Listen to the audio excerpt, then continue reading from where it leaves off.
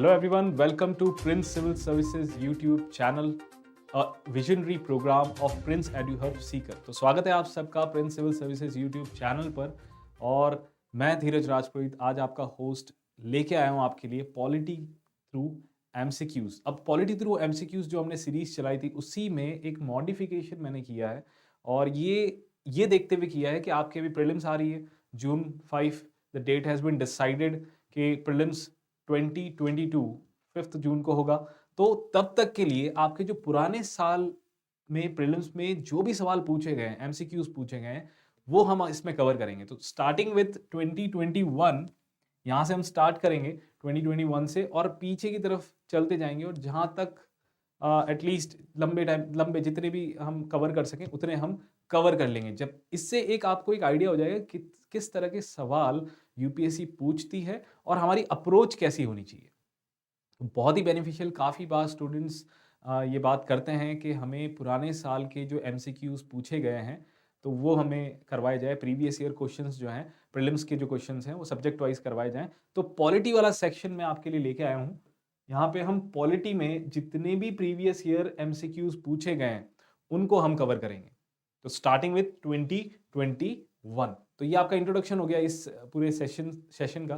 तो ये सेशंस हम एक मैं अलग से प्लेलिस्ट और बना लूंगा जिसमें आप आराम से इसे देख सकें और कभी भी आपको कोई दिक्कत नहीं आए कि जैसे आपको पुराने साल के क्वेश्चंस देखने हैं, नो डाउट आपको सीधे आना है प्रिंस सिविल सर्विसेज के यूट्यूब चैनल पर और सीधे इस प्लेलिस्ट को ऑन कर देना है। ठीक है, तो हम शुरुआत करेंगे 2021 से और धीरे धीरे हम सारे कवर कर लेंगे। 2020, 2019, 18, 17 इस तरह से पीछे की तरफ हम जाते रहेंगे। तो लेटेस्ट मैं आपके लिए सबसे पहले लेटेस्ट वाला लेके आया हूं। तो चलिए आज की सीरीज स्टार्ट करते हैं सबसे पहले सवाल से। पहला सवाल है, देखिए, under the Indian constitution concentration of wealth violets, यानी कि इंडियन कॉन्स्टिट्यूशन के अंडर कॉन्सेंट्रेशन ऑफ वेल्थ है ना, जो संपत्ति एकत्रित कर देता है कोई व्यक्ति, तो वो किस चीज का उल्लंघन करता है? It violates what?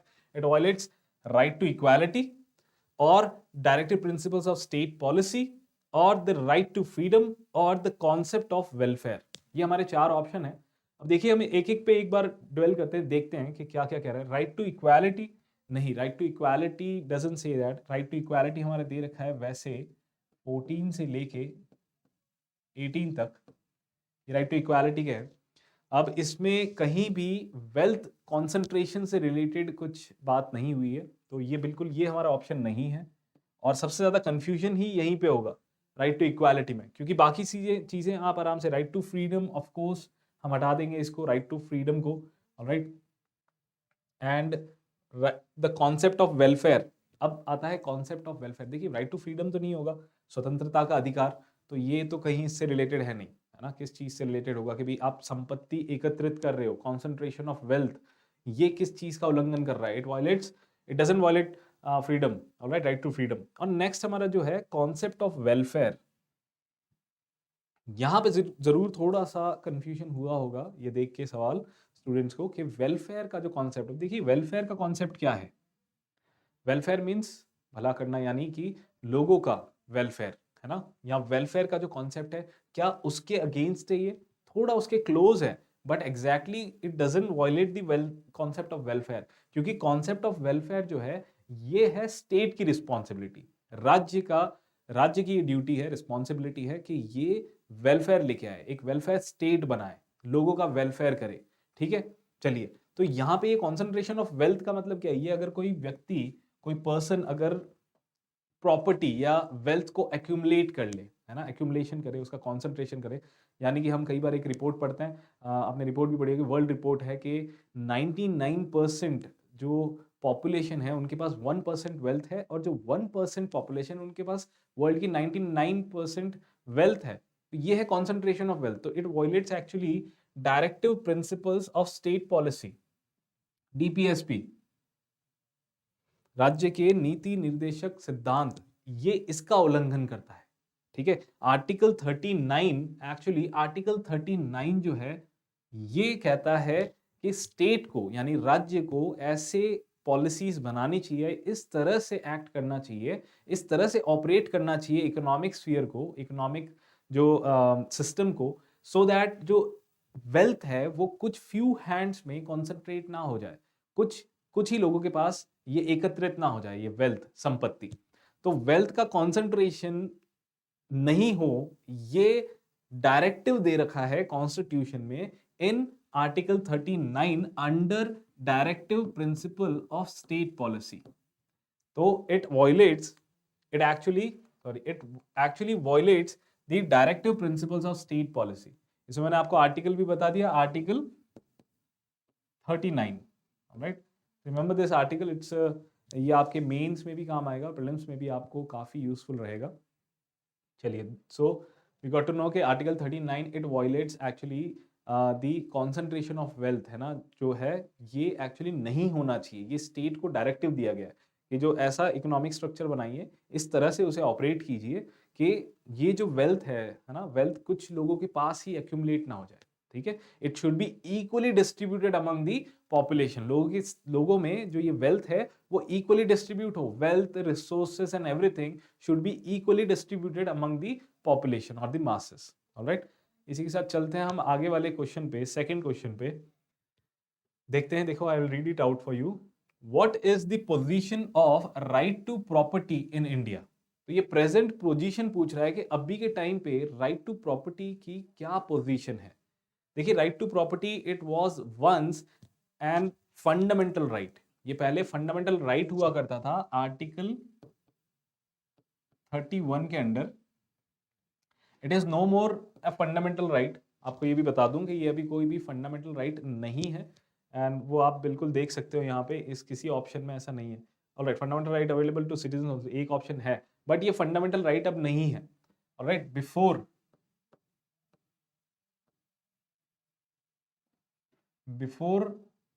44th amendment act 1978 it was a fundamental right. ये एक फंडामेंटल राइट था, ठीक है।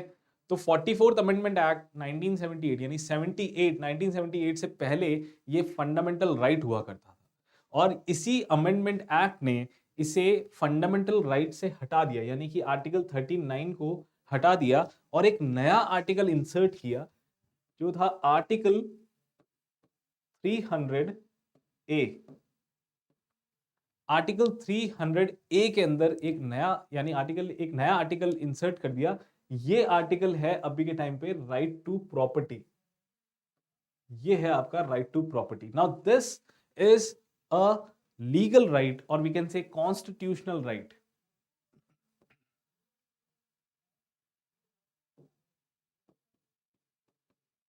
ये एक कॉन्स्टिट्यूशनल राइट है। अब कॉन्स्टिट्यूशनल राइट है, इसका मतलब कॉन्स्टिट्यूशन क्या है? It's a legal book, so we can also say that it is a legal right. ये एक लीगल राइट है। जितने भी कॉन्स्टिट्यूशनल राइट है उन्हें हम कह सकते हैं legal right, because constitution is a legal book according to that also. And ऐसे भी ये राइट टू प्रॉपर्टी हमारे लॉ के थ्रू प्रोटेक्टेड है, लीगल राइट वैसे भी है। ऑलराइट, तो ये हमने देख लिया कि ये फंडामेंटल राइट तो नहीं है, ये लीगल राइट है। अब आ जाते हैं हम ऑप्शंस पे। ऑप्शंस क्या है? देखिए, यहाँ पे दो ऑप्शंस बहुत ही कंफ्यूजिंग ऑप्शंस हैं, बट स्टिल हम कुछ ऑप्शंस यहाँ पे पहले एलिमिनेट कर लेंगे। जैसे कि देखिए, legal right available to citizens only, legal right available to any person. अब ये थोड़े से कंफ्यूजिंग है, यहाँ पे हम बात करेंगे, इस पे हम डिस्कस करेंगे, बट हम थोड़ा सा आगे आते हैं। Fundamental right available to citizens हटा दें, बिल्कुल नहीं है fundamental right. Then next, neither fundamental right nor legal right, यानी कि फंडामेंटल राइट भी नहीं है ना ही लीगल राइट है। अब ये वाला पार्ट जो है ये गलत है, इस वजह से इसको भी डिस्कार्ड कर देते, because it is a legal right. हमने देखा कि ये क्या है, ये एक लीगल राइट है। अब यहाँ पे दो जो हमारे ऑप्शन रह गए हैं, that it is a legal right, common है दोनों में, अवेलेबल टू सिटीजन्स ओनली और एनी पर्सन। अब ये बहुत इंपॉर्टेंट है, ये टर्म्स बहुत ही इंपॉर्टेंट है। यहां पे लिखा है सिटीजन्स ओनली, यानी कि ये जो राइट टू प्रॉपर्टी है सिर्फ हमारे सिटीजन्स को ही मिलेगा, यानी इंडियन सिटीजन्स को ही मिलेगा। और सेकंड जो हमारा ऑप्शन है, that any person, that means citizen and non citizen. इसका मतलब क्या हो गया? इसका मतलब हो गया कि सिटीजन भी हम, सिटीजन को तो मिलेगा ही मिलेगा, नॉन सिटीजन्स को भी मिल सकता है।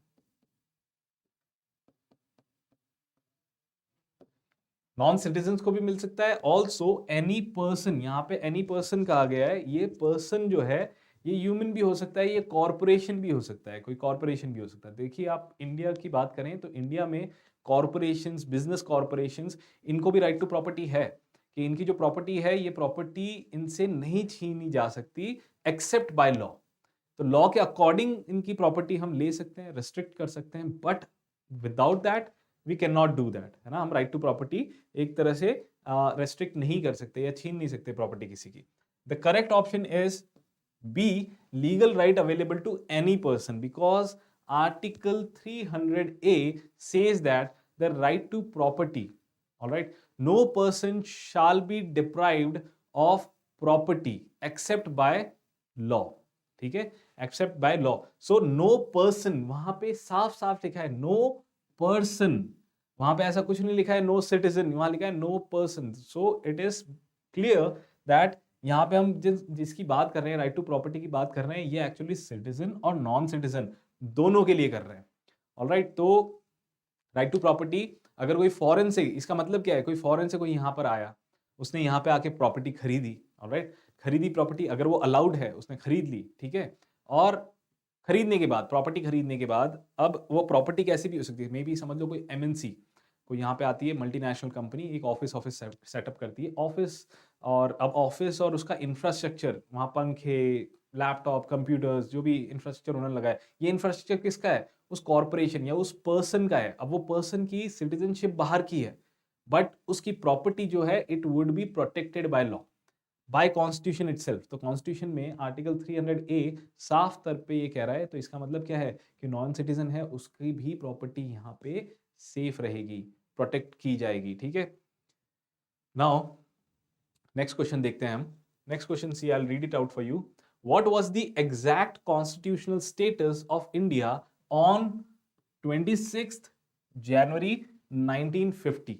तो 26 जनवरी 1950 को संवैधानिक स्थिति क्या थी? What was the constitutional status of India? यहां पे हम बात कर रहे हैं कॉन्स्टिट्यूशनल स्टेटस ऑफ इंडिया की, ठीक है। ऑप्शन हमारे देखिए दे रखे हैं यहाँ पे कि अब ये एक बहुत ही ट्रिकी क्वेश्चन है। 26 जनवरी 1950 इन्होंने डेट दी है और इन्होंने पूछा है कि ये बताइए कि इसमें से कौन सा कॉन्स्टिट्यूशनल स्टेटस है।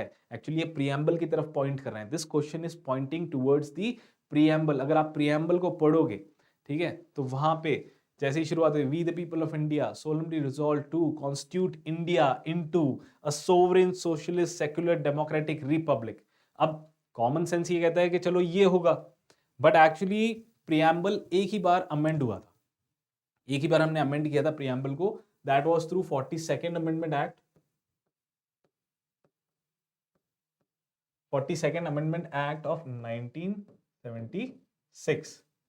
ये जो अमेंडमेंट है इसने प्रीएम्बल को अमेंड किया और प्रीएम्बल एक ही बार अमेंड हुआ है अब तक, और इस अमेंडमेंट के थ्रू हमने 3 वर्ड्स ऐड किए प्रीएम्बल में। Those 3 words were socialist, secular and one more, integrity.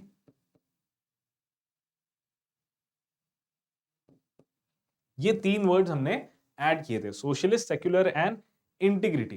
तो यहां पे देखिए कब हुआ था ये हुआ था 1976 के अंदर। और बात कहां की चल रही है, क्वेश्चन किसका पूछा है, 1950 का, यानी कि इस अमेंडमेंट से पहले की पोजीशन पूछी है, स्टेटस पूछा है इंडिया का। So will exclude these 2 terms, जहां पे भी है हम एक्सक्लूड कर लेते हैं। देखिए यहां पे भी सेक्युलर है, हटा देते हैं, इसको भी हटा देते हैं, बिकॉज ये स्टेटस नहीं था। तो सी और डी तो हमने एक्सक्लूड कर दिया।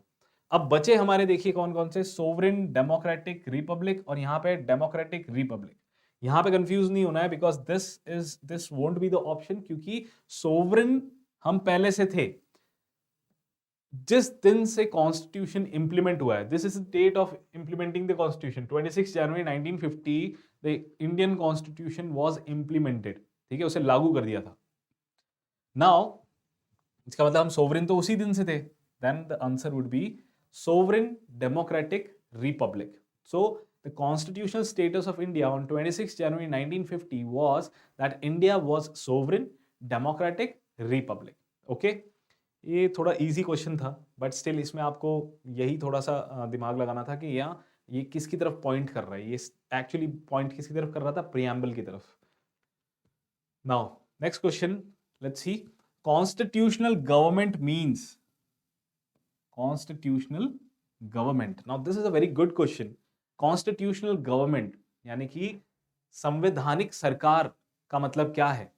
ऑप्शन देखते हैं। A representative government of a nation with a federal structure, a government whose head enjoys nominal powers, a government whose head enjoys real powers, or a government limited by the terms of the constitution.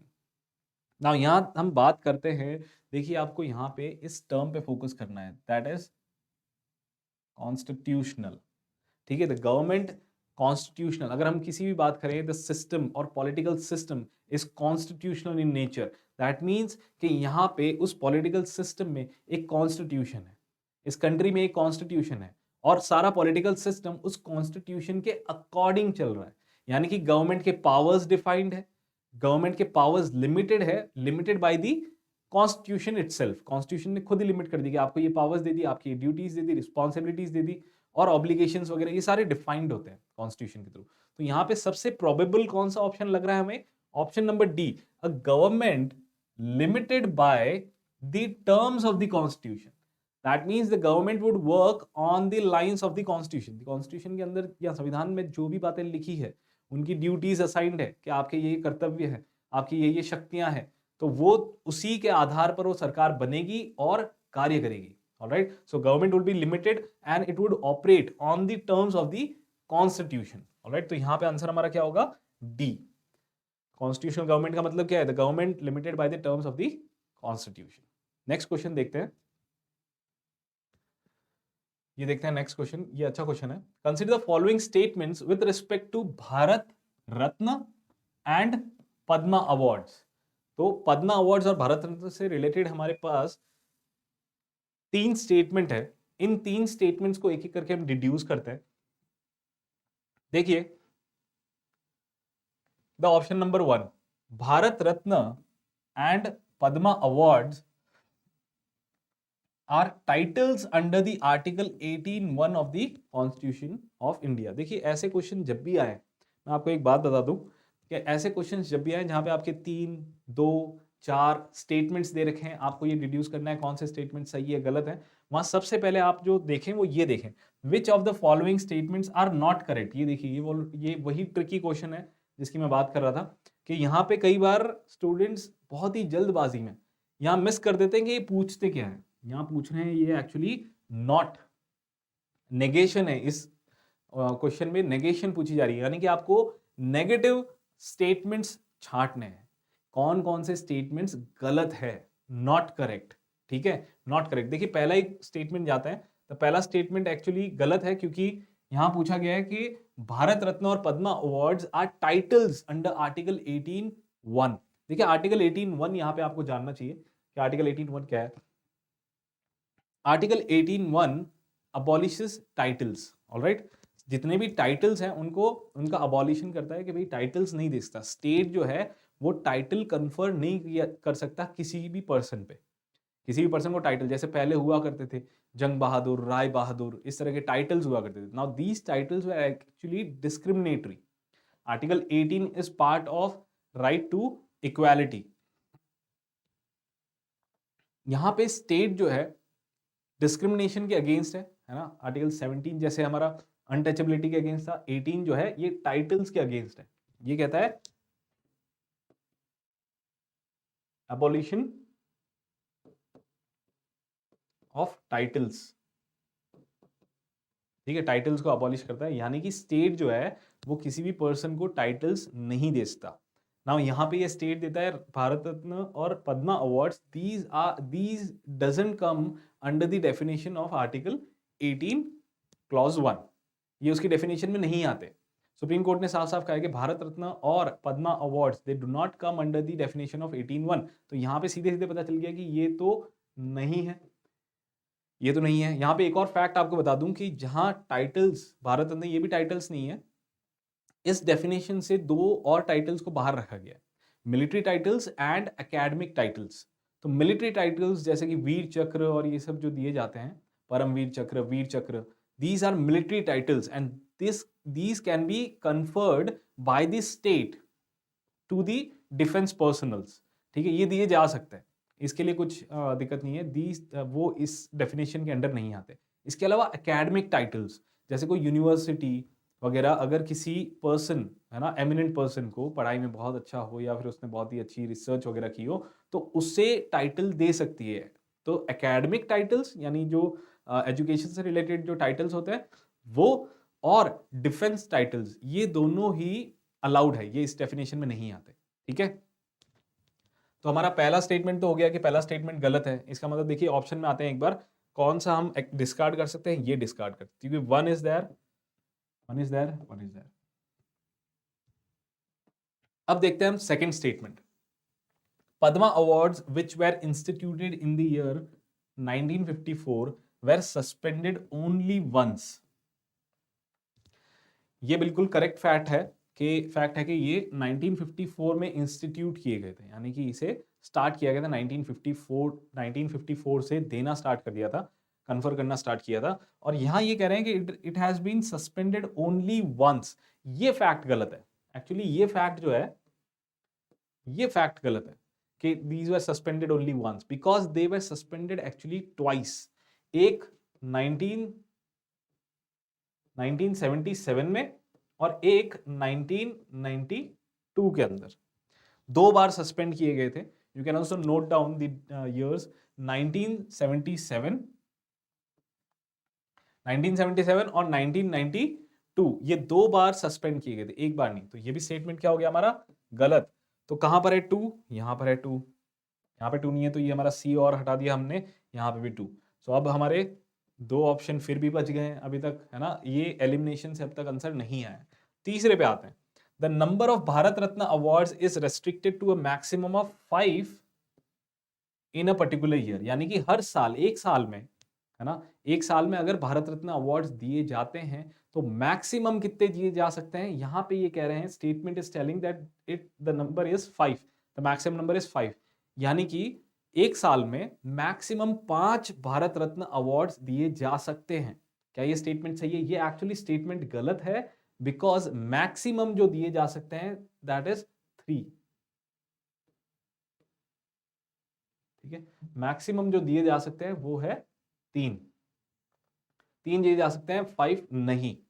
Alright, तो और वैसे भी एक और fact बता दूं कि ये हर साल भारत रत्न देना, it is not an obligation. जरूरी नहीं है कि हर साल भारत रत्न देना ही पड़ेगा, हर साल भारत रत्न देना जरूरी नहीं है, पर जब भी जिस भी साल भारत रत्न अगर हम अवार्ड दे रहे हैं किसी को, तो उस साल, उस पर्टिकुलर साल में मैक्सिमम हम 3 लोगों को भारत रत्न अवार्ड दे सकते हैं। अब यहीं पे एक और बात आती है कि पद्मा अवार्ड्स के लिए भी कोई मैक्सिमम लिमिट है? बिल्कुल है। पद्मा अवार्ड्स के लिए मैक्सिमम जो है वो है 120, तो 120 पद्मा अवार्ड्स दिए जा सकते हैं एक साल में। हालांकि ये जो फिगर जो दे रखा है, इट डजंट इंक्लूड पोस्टमस अवार्ड्स। तो पोस्टमस अवार्ड जो मृत्यु उपरांत दिए जाते हैं,